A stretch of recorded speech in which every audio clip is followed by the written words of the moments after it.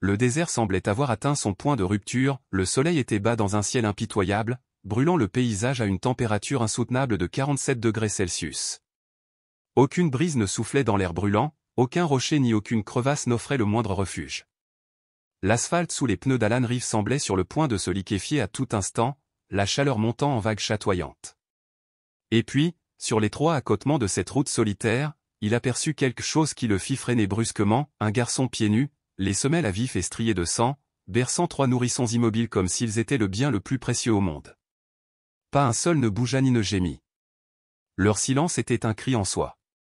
Alan sauta de la voiture, le cœur battant comme il ne l'avait plus connu depuis des décennies, la terreur soudaine et aiguë de perdre peut-être quelqu'un auquel il tenait déjà. Le crissement des pneus sous lui s'estompa face au battement de ses oreilles. Ici, entre les étendues arides du Nevada et de la Californie, il n'y avait ni maison, ni voiture, rien que l'infinie étendue de terre brûlée. Comment diable ces enfants avaient-ils pu se retrouver coincés ici? Le garçon ne bougea même pas à l'approche d'Alan, il continua d'avancer péniblement, chaque pas semblant menacer la faible étincelle de vie qui lui restait. Ses bras tremblaient sous le poids des bébés. Son corps tout entier semblait sur le point de s'effondrer à tout moment et pourtant il refusait de les poser. « Eh, gamin !» appela Alan en s'agenouillant à côté de lui, le souffle court. « Qu'est-ce qui s'est passé? Où sont-ils » Il marqua une pause, les mots se bloquant dans sa gorge tandis que l'énormité du moment l'envahissait. Il avait failli commencer une phrase entendue bien trop souvent en ligne, plus rien aux chaînes ni aux abonnés n'avait d'importance maintenant. Le garçon serra ses frères et sœurs plus fort dans ses bras, la voix brisée et sèche, tandis qu'il murmurait « J'ai essayé, monsieur. J'ai marché toute la journée. Je voulais juste qu'ils aient une chance. » Puis ses jambes cédèrent et il s'effondra au sol. À l'intérieur de la voiture, la fraîcheur artificielle de la climatisation semblait un répit après un rêve cruel, mais ce n'était pas suffisant. Alan prit les bébés un par un, pressant des serviettes humides et froides sur leur front, et essayant de faire revenir la moindre trace de chaleur dans leur petit corps. L'espace d'un instant, l'un des plus grands, peut-être âgé d'Accent grave peine 1 an, ouvrit un œil ou une lueur de vie. En observant le battement fragile de ses cils, Alan reconnut quelque chose dans le regard de cet enfant, une défiance née d'horreur tenace que l'argent ne pourrait jamais effacer. « As-tu un nom » murmura-t-il au garçon dont le monde semblait trop vaste pour ses petites épaules. Le silence lui répondit. Finalement, les lèvres du garçon s'entr'ouvrirent dans un murmure sec et hésitant, ravi. « Et ces petits » demanda doucement Alan. « Mes frères et sœurs » murmura Ravi, la voix tremblante de peur et d'épuisement. « Je ne sais pas s'ils sont. » Ses paroles s'éteignirent tandis qu'il s'appuyait contre la portière de la voiture, les yeux fermés, les larmes menaçantes, mais sans une goutte d'eau à verser. Alan tira sur son téléphone au pas de réseau. Il donna un coup de volant, fureur et impuissance se mêlant. C'est alors que l'un des nourrissons émit un léger halètement saccadé, comme si la vie elle-même bégayait dans sa gorge. La poitrine d'Alan se serra en voyant les lèvres du bébé se couvrir de croûtes violettes. Il sauta de nouveau, ouvrit la portière arrière et commença à tâtonner à travers des gestes de premier secours dont il se souvenait à peine, respiration douce dans de petites bouches, compression thoracique rythmée, une imploration pressante adressée au vide, « Reste avec moi, mon petit. Viens, reste avec moi, s'il te plaît. » Le temps retint son souffle. Puis le son retentit, un gémissement tremblant, un cri sincère. Le nourrisson était vivant. Alan serra le bébé contre lui, son cœur battant pour la première fois depuis l'enterrement de son propre fils 4 ans plus tôt. Mais lorsqu'il jeta un coup d'œil à Ravi, le garçon resta immobile, du sang coulant au coin de sa bouche. Le désert sans fin les entourait à nouveau. À cet instant, Alan Reeves, l'entrepreneur milliardaire connu pour ses demeures de verre et d'acier et ses apparitions impeccables dans la presse, cessa d'être une figure de couverture de magazine. Il n'était plus qu'un homme au cœur brisé, luttant contre la montre pour sauver des enfants qu'il connaissait à peine. Alan écrasa l'accélérateur, la direction étant secondaire par rapport à l'urgence. Ses souvenirs le rôdèrent, le jour fatidique au bord de la piscine où un appel concernant une fusion à plusieurs millions de dollars l'avait aveuglé, oubliant la chute de son propre fils, les années passées à courir à travers les continents, derrière la richesse et le succès pour ne rien échapper. Sur la banquette arrière, le bras de Ravi tressauta, ses yeux papillonnant sous ses paupières lourdes, comme pris au piège d'un cauchemar. Alan tendit la main vers l'arrière, serrant la main du garçon. « Reste avec moi, gamin. Tu es fort, pas vrai ? Tu peux y arriver, insista-t-il, la voix brisée.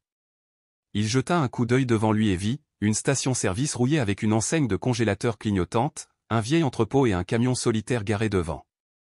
Ce n'était guère un espoir, mais c'était le seul point de repère sur ce chemin sinueux entre la vie et la mort. Et tandis que les faibles sanglots des bébés lui revenaient, Alan réalisa qu'il n'était plus ce qu'il devait sauver le plus.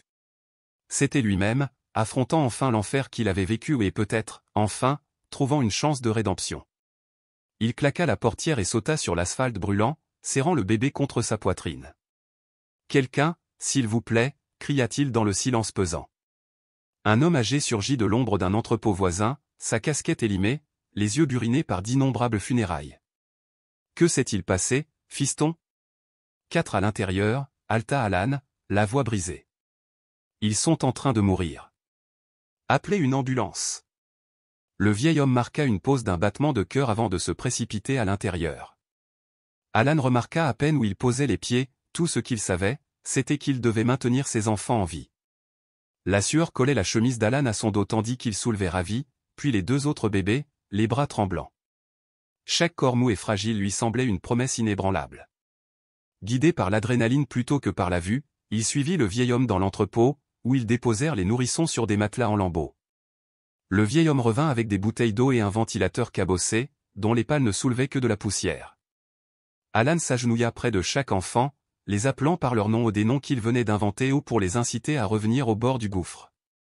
Quelques instants plus tard, l'homme émergea, un combiné poussiéreux à la main. Il parla d'un ton pressant dans le combiné, puis sortit un bloc de glace d'un congélateur cassé. L'ambulance est à au moins 30 minutes. On est au milieu de nulle part.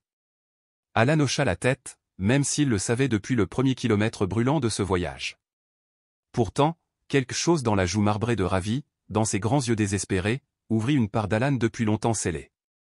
En essayant de sauver ces inconnus, il sentit les frémissements de son propre salut. Enfin, le hurlement lointain des sirènes perça la chaleur de l'après-midi. 2 ambulanciers jaillirent du véhicule, comme si le désert exhalait un soulagement. L'un s'agenouilla près de Ravi, la peau blanche comme de la craie, tandis que l'autre attrapait la petite fille tremblante dans les bras d'Alan. Leurs gestes étaient rapides, répétés, urgents. Alan comprit cette urgence implacable, cette vérité tacite que la vie pouvait encore lui échapper. « Combien de temps sont-ils restés là-bas » a demandé le secouriste en chef, en vérifiant les pouls. « Il a marché presque toute la journée » répondit Alan, la gorge serrée. Elle grimaça. « On prendra les 3 nourrissons à l'avant. Tu monteras à l'arrière avec le garçon. » Une convulsion soudaine saisit le petit corps de Ravi, raide, incontrôlable. Alan essaya de le maintenir, mais il ne put que crier « S'il vous plaît, aidez-moi ». L'ambulancier enfonça une seringue dans la veine de Ravi. Le garçon convulsa de nouveau, puis resta immobile. Le bip lent et menaçant du moniteur emplit l'ambulance exiguë. Il s'affaiblit, murmura l'ambulancier. Il faut bouger. Alan monta à bord, berçant Ravi tandis que le véhicule rugissait vers l'hôpital le plus proche, un humble avant-poste à des kilomètres de toute ville, mais à ce moment-là, cela ressemblait à un refuge brillant. Aux urgences pédiatriques, les 3 nourrissons étaient allongés sur des brancards, branchés à des perfusions, montrant déjà des signes de rétablissement.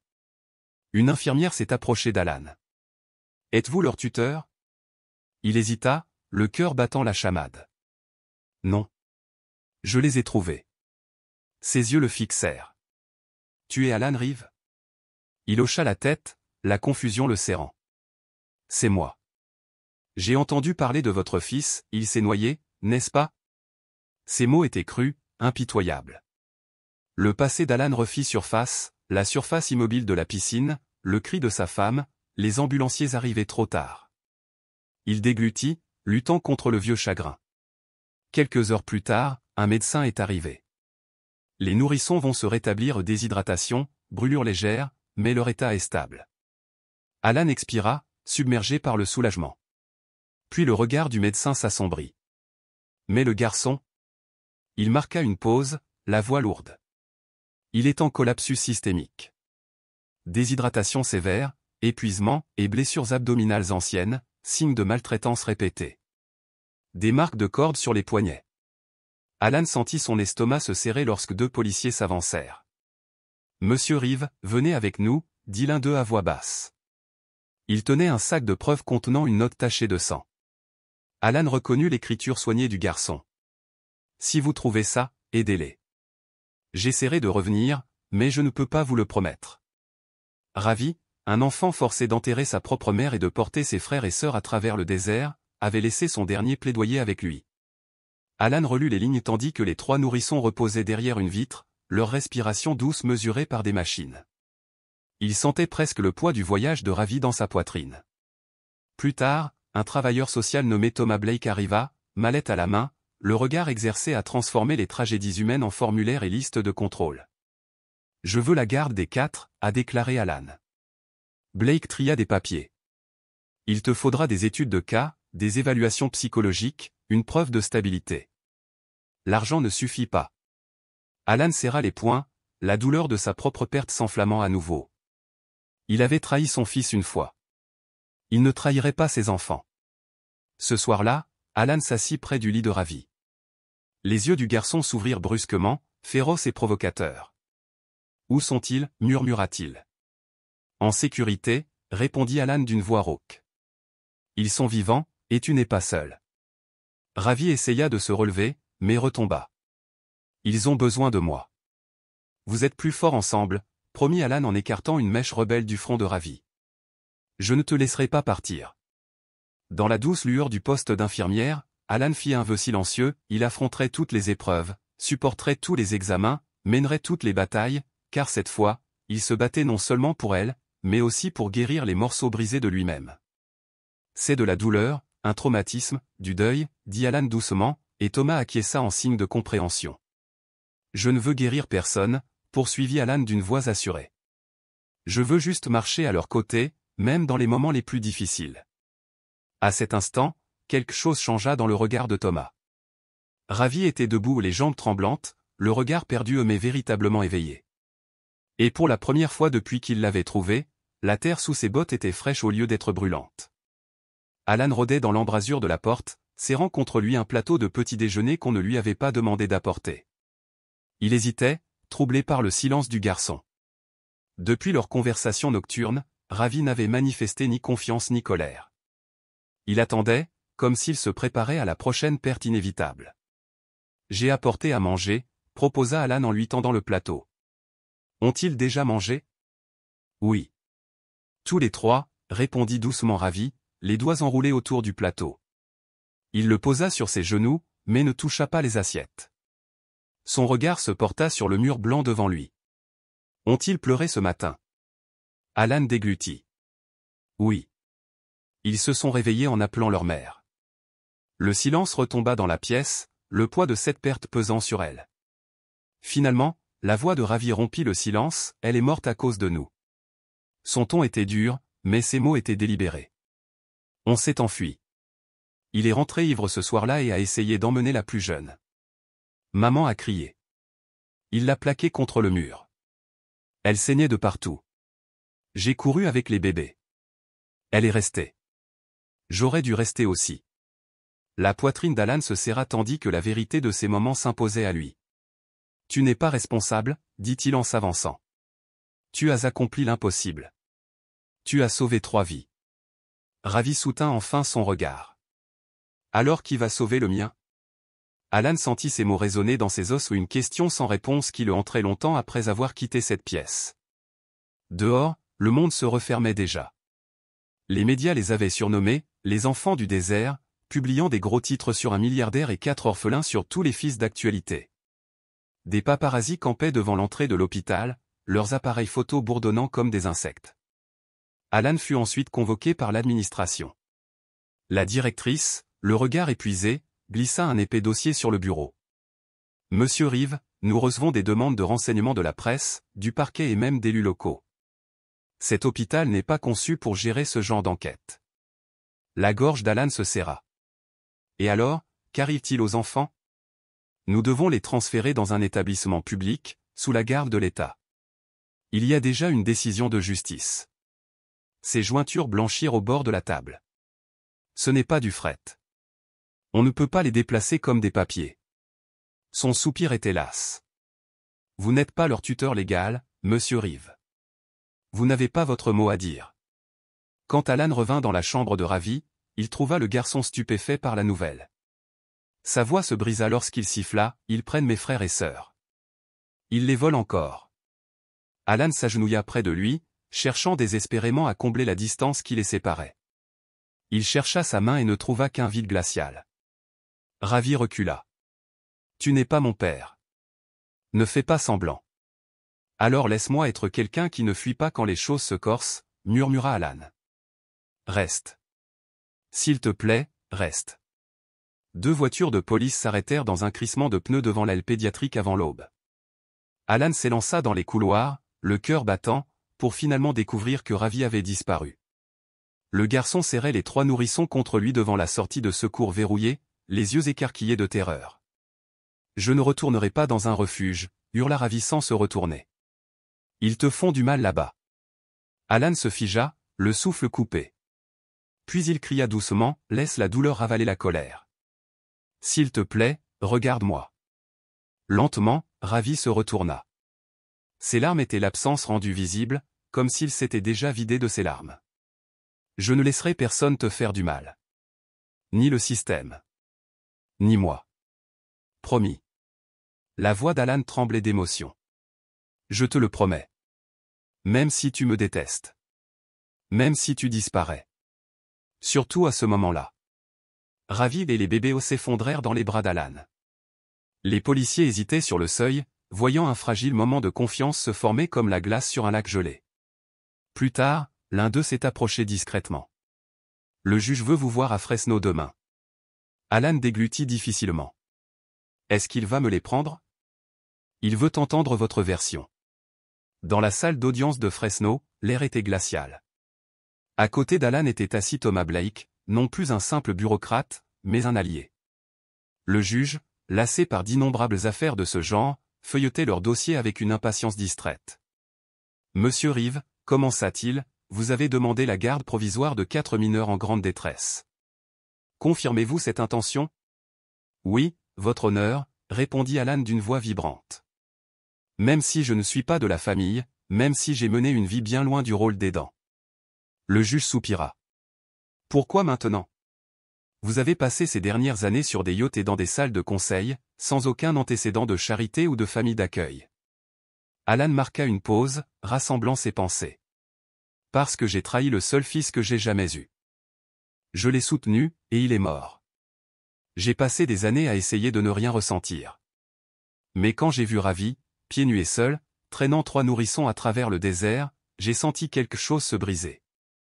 Pour la première fois depuis longtemps, j'ai voulu sauver quelqu'un qui pouvait encore l'être. » Le juge fronça les sourcils. « Ce n'est pas comme ça que fonctionne le système. » C'était peut-être précisément la raison pour laquelle le système échouait si souvent. Mais Alan savait que le véritable coup de son choix allait bientôt apparaître. Alors qu'il quittait le tribunal, son téléphone sonna. La voix tremblait à l'autre bout du fil, « Monsieur Reeve, l'un des bébés, Wa, a fait un arrêt cardiaque. Nous l'avons réanimé, mais son état est critique. » Le temps s'est fracturé. Alan conduisait comme un possédé, remarquant à peine les feux rouges et les klaxons, jusqu'à ce qu'il fasse irruption aux soins intensifs. Là, Ravi se serra contre la vitre, des larmes silencieuses creusant des sillons sur ses joues couvertes de poussière. « Est-ce qu'il va mourir ? » demanda le garçon, sa voix à peine plus haute qu'un murmure. La gorge d'Alan se serra. « Je ne sais pas, » admit-il. « Mais je te promets que je ne partirai pas. Alors fais-le rester. » Cette nuit-là, Alan ne quitta plus l'hôpital. Il s'assit près du lit fragile, les histoires jaillissant de ses lèvres, la neige qui crisse sous les pieds, la pizza new-yorkaise qui dégouline de fromage, le bleu infini de l'océan. Il décrivit les chambres qu'ils allaient occuper, chacune avec un tiroir portant leur nom, jusqu'à ce que les heures s'étirent et que les moniteurs restent immobiles. Au matin, le cœur du bébé s'est à nouveau arrêté. Le personnel a envahi la salle, adrénaline et compression thoracique, et Alan a été conduit dehors. Il a attendu dans le couloir stérile, sans prière mais désespéré, jusqu'à l'arrivée d'un médecin. Son état est stable, pour l'instant. Alan s'effondra, le chagrin et le soulagement se mêlant à sa poitrine. Il s'avança dans l'aube du désert, le poids de ses échecs et de ses espoirs le serrant contre terre.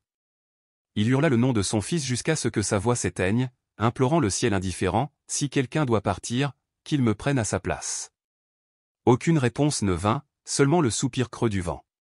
De retour à l'hôpital, les 2 autres nourrissons dormaient paisiblement. Ravi somnolait à côté d'eux, serrant contre lui un jouet improvisé fait de gaz et de ruban adhésif. Alan resta assis en silence, observant jusqu'à ce que Ravi s'éveille et demande, s'il ne s'en sort pas, tu pars aussi? Alan lui prit la main. Non, dit-il doucement. Je resterai jusqu'à la fin de notre histoire. À cet instant, la confiance s'est épanouie entre eux, telle une fleur poussant à travers un trottoir fissuré. L'aube suivante est arrivée, accompagnée d'un miracle, le bébé le plus fragile a ouvert les yeux, les moniteurs se sont stabilisés et l'espoir, autrefois si fragile, a rayonné intensément dans leur cœur. Au fil des jours, l'hôpital est devenu un foyer. Alan a appris les rythmes des soins aux nourrissons, préparé les biberons à minuit, essuyé les petites larmes, distingué chaque cri. Mais au-delà des aspects pratiques, il a appris à écouter le traumatisme, la peur, un garçon qui croyait que lui et ses frères et sœurs étaient une punition. Un après-midi, Grace, l'ex-femme d'Alan, arriva sans prévenir. Voyant les enfants endormis, elle s'arrêta devant Ravi. « Ils sont magnifiques », murmura-t-elle. Alan les observa tous les 2.